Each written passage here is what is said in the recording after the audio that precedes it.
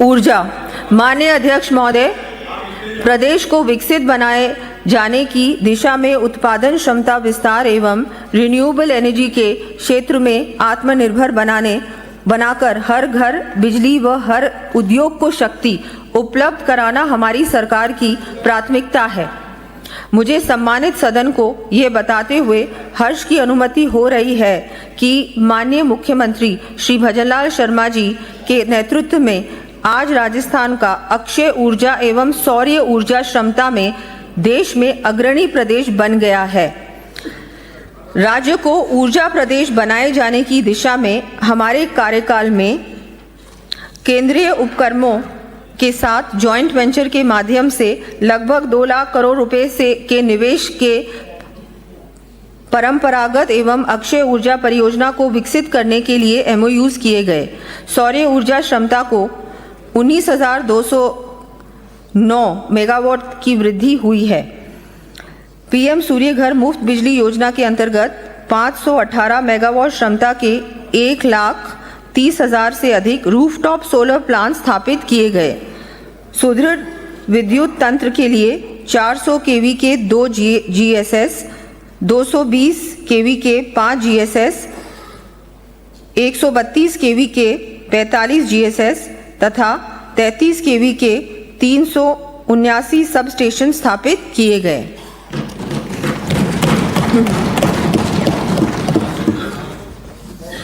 प्रदेश में विद्युत तंत्र के और अधिक विस्तार एवं सुदृढ़ीकरण के लिए 220 केवी के 6, 132 केवी के 13 तथा 33 केवी के 110 GSS का निर्माण किया जाएगा।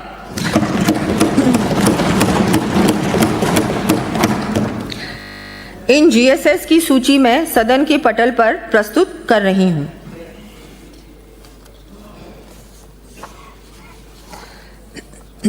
बीकानेर में मेहरासर, दिनसर, बराला व सवाईसर, कर्णीसर, भाटियान, विकोलोई तथा जैसलमेर में राघवा सेहुआ क्षेत्र में लगभग 4,830 मेगावाट क्षमता के सौर पार्कों का विकास जॉइंट वेंचर के माध्यम से किया जाएगा। इस पर लगभग 2,900 करोड़ रुपए का व्यय किया जाएगा। प्रदेश के विद्युत प्रसारण तंत्र को संचालित करने वाले स्टेट लोड डिस्पैच सेंटर की साइबर एवं नेटवर्क सुरक्षा हेतु सिक्योरिटी ऑपरेशन सेंटर तथा नेटवर्क ऑपरेशन सेंटर स्थापित किए जाने के लिए 21 करोड़ रुपए का व्यय किया जाएगा। विद्युत तंत्र के आधुनिकीकरण तथा विद्युत सेवाओं को अधिक पारदर्शी व सुलभ बनाए जाने की दृष्टि से निर्बाध विद्युत आपूर्ति के साथ साथ विद्युत तंत्र के ट्रांसफार्मर, फीडर और सबस्टेशंस की IoT सेंसर द्वारा रियल टाइम मॉनिटरिंग, विद्युत फॉल्ट के पूर्व अनुमान तथा पारदर्शी मीटर बिलिंग के लिए अजमेर डिस्कॉम के अंतर्गत ग्रिड को AI इनेबल्ड किया जाएगा।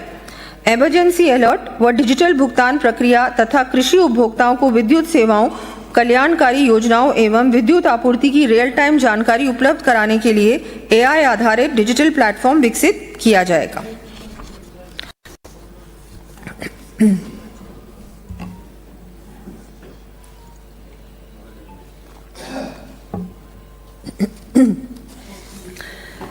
दूसरा स्तंभ, नागरिक सुविधाओं से गुणवत्ता युक्त जीवन स्तर में वृद्धि।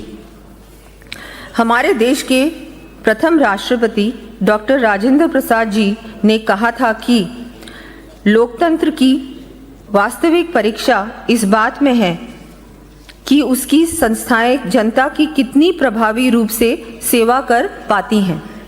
आज प्रदेश के समग्र विकास में नगरीय निकायों के साथ साथ ग्रामीण अंचल में स्थापित पंचायती राज संस्थाओं का विशेष योगदान है। विजन 2047 की संकल्पना को साकार किए जाने के लिए प्रदेशवासियों को किफ़ायती आवास, मास्टर प्लान आधारित सुनियोजित विकास के साथ ही अन्य नागरिक सुविधाएं उपलब्ध कराए जाने के लिए हम कृत संकल्पित हैं।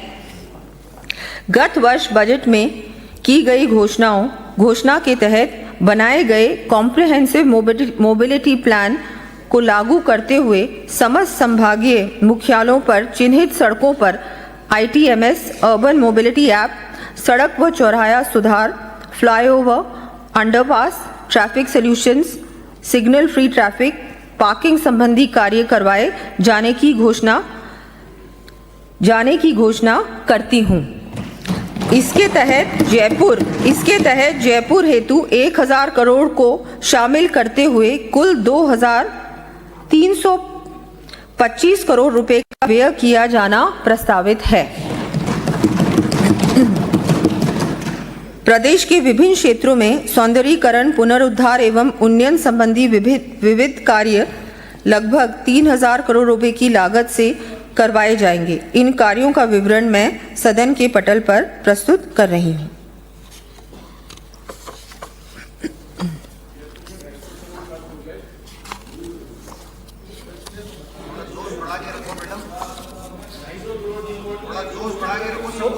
पूरा जोश है, पूरा आप होश में रहो।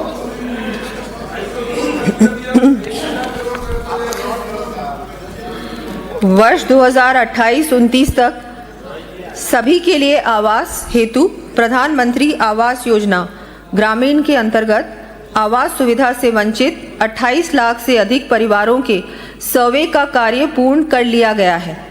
योजना के द्वितीय चरण में वर्ष 2029 तक पात्र परिवारों को आवास निर्माण किए जाने हेतु अनुदान दिया जाएगा।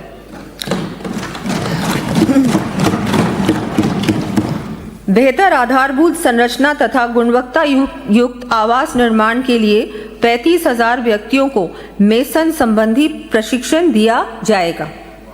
ऊर्जा बचत के साथ पर्याप्त रोशनी के लिए राज्य के नगर निकायों में 7 लाख स्ट्रीट लाइट्स लगाई जाएंगी। इस हेतु 500 करोड़ रुपए से अधिक का व्यय किया जाएगा।